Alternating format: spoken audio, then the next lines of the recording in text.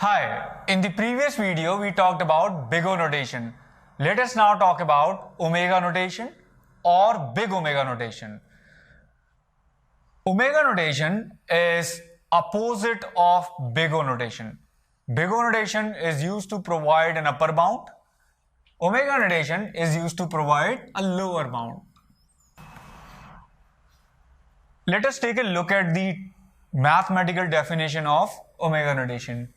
The definition says that Fn is equal to omega of Gn or big omega of Gn if and only if there exist positive constants C and N naught such that C of Gn is smaller than or equal to Fn for all n greater than or equal to n naught. Like big O notation, here also we talk about large values of n, right? N tends to infinity. And this condition is just opposite. In big O notation, we were saying Fn is smaller than or equal to Cgn. Here we are saying Cgn is smaller than or equal to Fn. Let's take a look at this example. We are given Fn equal to 2n plus 3. We can always take the highest growing term and write it as big omega notation, like big O notation. Please note that both big O and big omega, they cover equal to as well.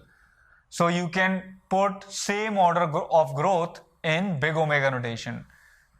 If I ignore the lower order terms, I can ignore the 3, I can ignore the 2, and I find the order of growth as n. So I can put that in omega. Right? That's a shortcut to find the order of growth, and exact order of growth can be put in omega notation. Let's see another example. Say I have 2n square plus 3n plus 6. What do? We ignore the lower order terms, ignore the leading constant, we get n square, and we can write it as omega n square. Right? That's one way.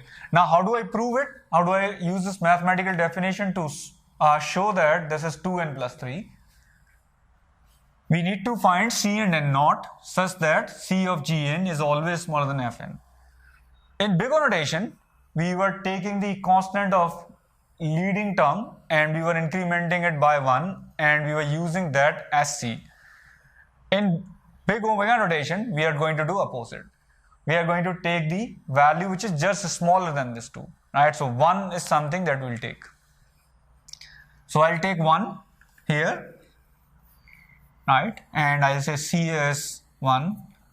And since this was n plus 3, then I could have taken C as 0.5, right? Smaller than whatever is there in the constant of leading term.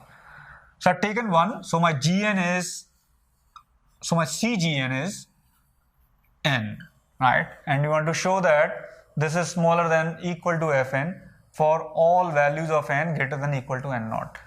Let's try to find out n naught. So what do we want to show? We want to show that n is smaller than equal to Fn, which is 2n plus 3,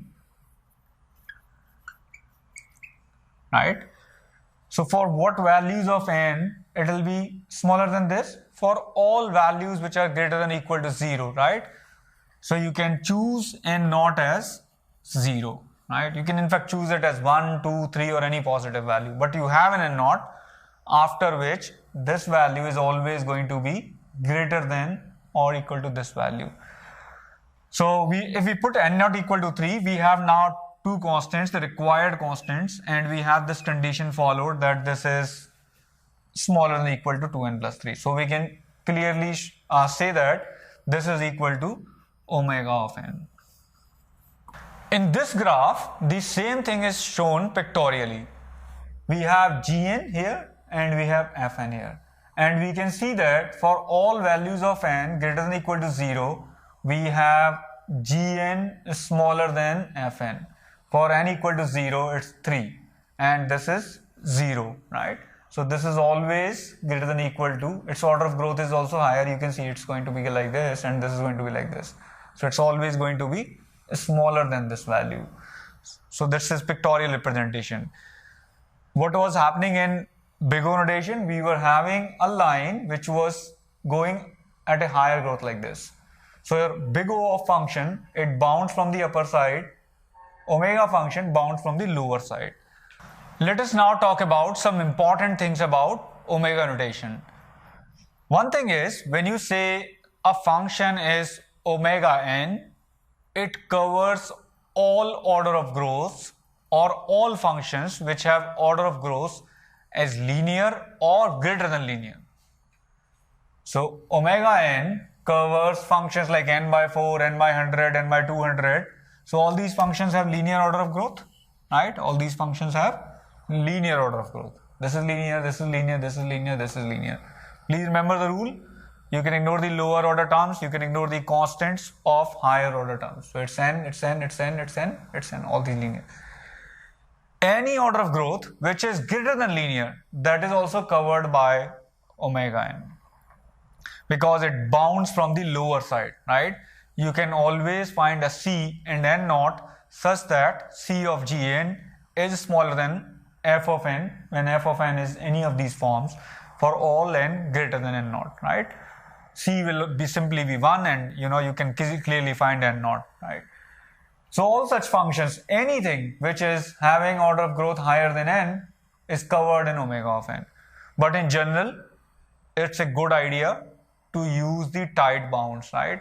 Use omega n only for functions of this form and use omega n square for functions of this form, right? In general, we should be using tight bounds, whether we are using big O or big omega.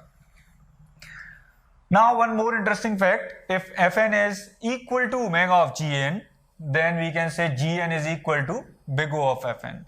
We just saw the mathematical definition of omega, and we saw previous video that mathematical definition of big O, and they are just opposite of each other, right? So what it means, Gn is having lower or equal to order of growth than Fn when you say Fn is equal to omega of Gn, and here what it means, Gn is having lower or equal to order of growth than Fn when you say Gn equal to big O of Fn. They both are the same things, right? Now third thing, omega notation is useful when we have lower bound on order of growth. In algorithms, sometimes what happens is you have lower bound on time taken by the algorithm. For example, consider an n-player game which keeps on running in an infinite loop while players are playing the game. However, this game's code, it runs a loop for n players, initialize their scores as 0, right? Ask them for the next move, and when any of these players it quits, the game is over. Now, what is the time complexity of this program? There is no upper bound, it keeps on running as long as the players are playing. But there is a lower bound that this program takes omega of n time, because there are n players playing, it has to initialize their scores. Now it's up to the players how long they want to play. So when you have a lower bound, when you can represent a program by using its lower bound, you use omega notation, right? The n player game, its time complexity can be said as omega of n. We are saying that it will take at least linear time, it will grow at least linear in terms of input size. If there are more players, it will be more linearly, but we do not know anything about the upper bound or the exact time, but we know about the lower bound.